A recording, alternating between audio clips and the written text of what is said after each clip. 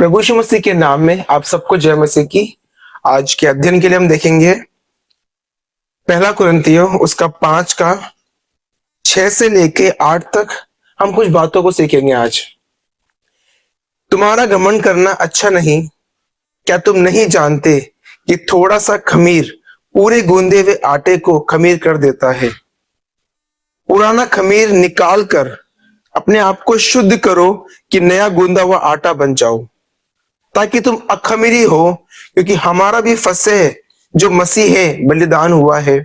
इसलिए आओ हम उत्सव में आनंद मनावे, न तो पुराने खमीर से और न बुराई और दुष्टता के खमीर से, परंतु सिधाई और सच्चाई की अखमीरी रोटी से। यह एक उदाहरण दिया गया है कैसे एक विश्वासी को अपने जीवन में से बुराई से दूर रहना चाहिए। यह पौलुस ने उदाहरण दिया है खमीर और आटे का। इससे पहले कि हम वचन में जाएंगे, मैं आपके सामने एक प्रश्न रखना चाहूंगा। क्या संसारिक रीति में ऐसा संभव है कि हम दो आटे को जब हम एक साथ गूंद लेते हैं, मिला देते हैं पानी लगा के, उसमें बिल्कुल उसको गूंद लेते हैं, तो उसको अलग कर सकते हैं दोनों को? फॉर एग्जाम्पल, मान लो आपने गेहूं का आटा लिया और आपने एक बेसन का आटा लिया और दोनों को मिला दिया, दोनों को गूंद दिया। अब उस गूंदने के बाद क्या उसमें से आप बेसन या गेहूं या कोई और अनाज अलग कर सकते हो क्या?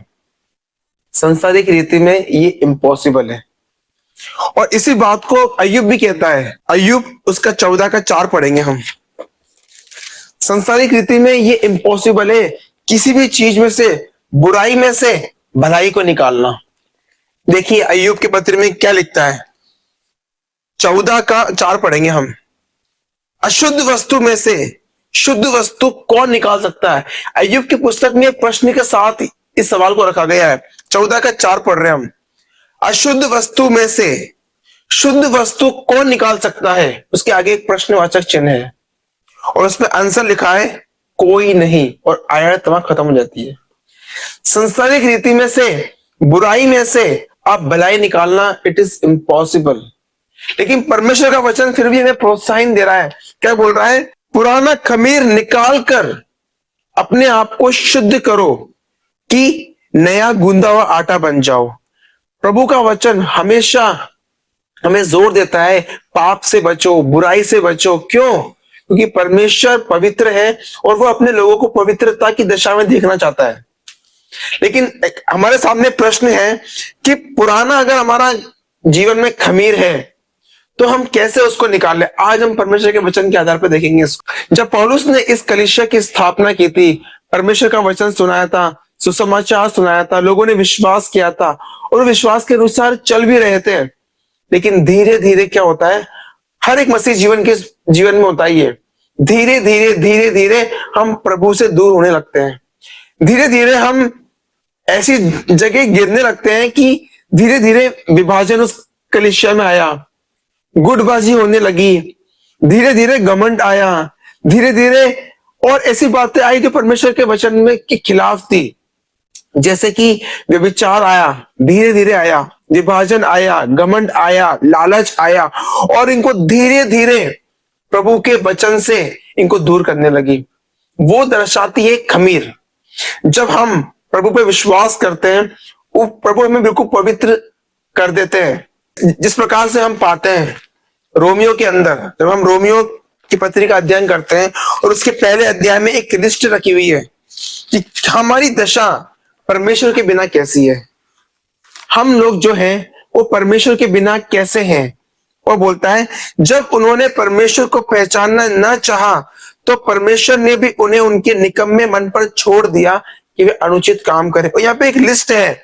इसलिए वे सब प्रकार के अधर्म, दुष्टता, लोभ, बैरभाव से भर गए, डाह, हत्या, झगड़े, छल, ईर्ष्या से भरपूर हो गए और चुगलखोर, बदनाम करने वाले, परमेश्वर से घृणा करने वाले, दूसरों का अनादर करने वाले, डींग मार, अभिमानी, बुरी बुरी बातों के बनाने वाले, माता पिता की आज्ञा ना मानने वाले, निर्बुद्धि, विश्वासघाती, मयारहित और निर्दय हो गए।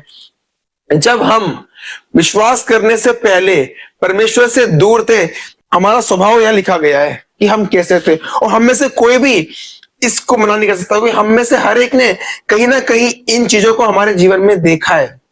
और क्या लिखा है, उसका नतीजा क्या होता है, ऐसे ऐसे काम करने वाले मृत्यु के दंड के योग्य हैं। तो भी न केवल आप ऐसे काम करते हैं, लेकिन ऐसे काम करने वालों से प्रसन्न भी होते हैं।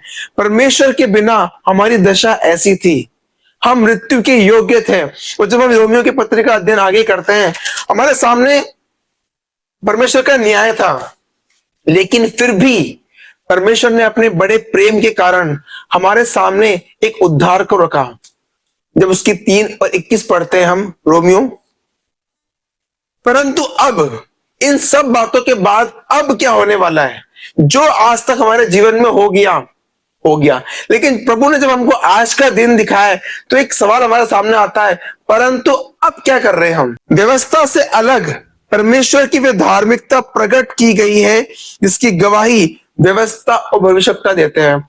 21वीं आयत में हमें परमेश्वर की धार्मिकता, मनुष्य की नहीं धार्मिकता है, किसी और इंसान की धार्मिकता नहीं, हमारे सामने परमेश्वर की धार्मिकता को प्रकट किया गया है, दिखाया गया है कि ये परमेश्वर की धार्मिकता है। किसने दिखाया था?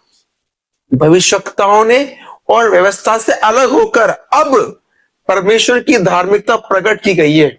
हमें मिली नहीं है उसकी धार्मिकता, हमारे सामने बस दिखाई गई है कि ऐसी परमेश्वर की धार्मिकता होती है।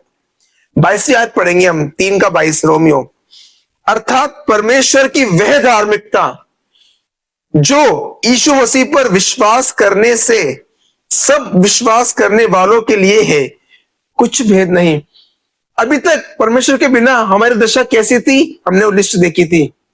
उसके बाद हमारे सामने परमेश्वर की धार्मिकता प्रकट की गई है, लेकिन 22वीं आयत में लिखा हुआ है, यीशु मसीह पर विश्वास करने से सब विश्वास करने वालों के लिए है। अब हम जो परमेश्वर से दूर थे, यीशु मसीह पर विश्वास करने से ना हमें एक परमेश्वर की धार्मिकता दी गई है। इस प्रकार से 2 कुरिन्थियों 5:21 में इस प्रकार से लिखा गया है, जो पाप से अज्ञात था, ये प्रभु यीशु मसीह है, जो पाप से अज्ञात था उसी को उसने हमारे लिए पाप ठहरा दिया, ताकि उसमें होकर, यीशु मसीह में होकर हम लोग परमेश्वर की धार्मिकता बन जाए। आज जब प्रभु ने हमको एक नया दिन दिखाया है, हमारे सामने एक नया वचन दिया है, इसीलिए कि प्रभु आज भी चाहते हैं कि हम धार्मिकता को प्राप्त करें। वो धार्मिकता कैसी है? वो परमेश्वर की है। मिलती कैसे है? यीशु मसीह पर विश्वास करने के द्वारा। क्या विश्वास करना है? कि परमेश्वर, आपने मुझसे प्रेम किया, इस संसार से प्रेम किया, लेकिन आपने मुझसे व्यक्तिगत रीति से प्रेम किया, और उसके लिए आपने मेरे पापों का कर्ज आपने क्रूस के ऊपर उठाया। मेरे पापों को लेके आप क्रूस के ऊपर गए, आपने पूरा बलिदान करा, और मेरा दाम चुकाने के बाद आपकी मृत्यु हुई, तीसरे दिन आप जी उठे। ये दर्शाता है, रोमियो की पत्री उसके 4:25 में लिखा हुआ है, वे हमारे अपराधों के लिए पकड़वाया गया और हमारे धर्मी ठहरने के लिए वो जिलाया गया। तो ये इस बात की गवाही देता है कि ये वो हमको धर्मी बनाने में पूरा सामर्थ्य है। आज हम देख रहे हैं, जब हम प्रभु यीशु मसीह पे विश्वास करके उसके साथ चलते हैं, तो कोई ऐसी चीज ना आए हमारे जीवन में जो हमारे जीवन में खमीर लेके और हमें प्रभु से दूर कर दे। क्या लिखा है उसकी 24वीं आयत में?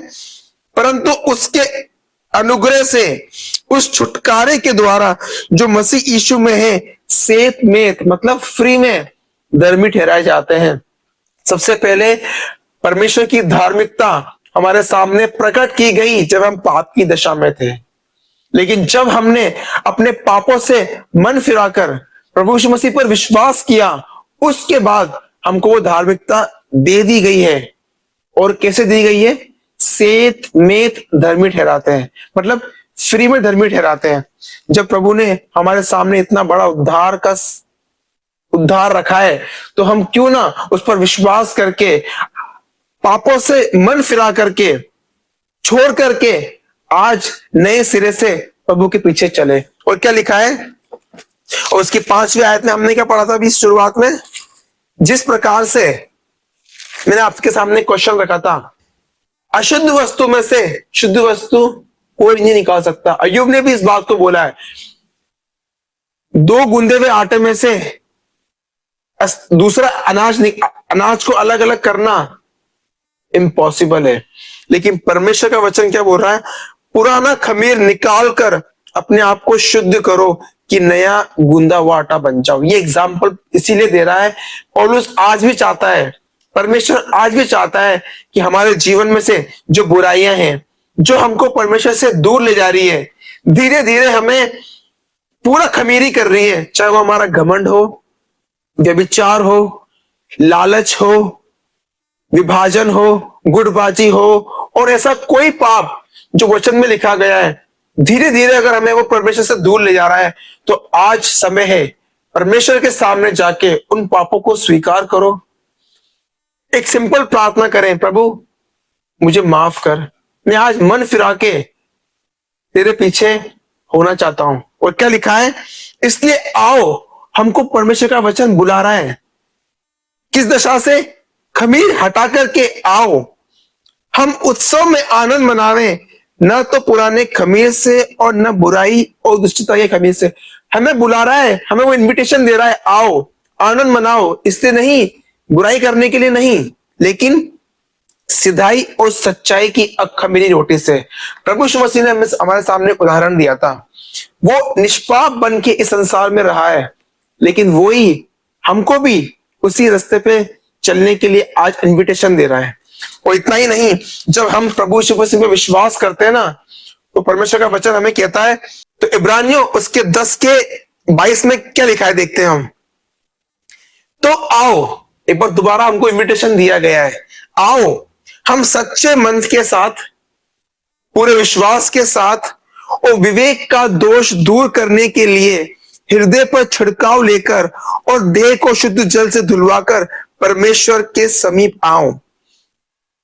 दोबारा, और आओ हम अपनी आशा के अंगीकार को दृढ़ता से थामे रहें, क्योंकि जिसने प्रतिज्ञा की है वो सच्चा है।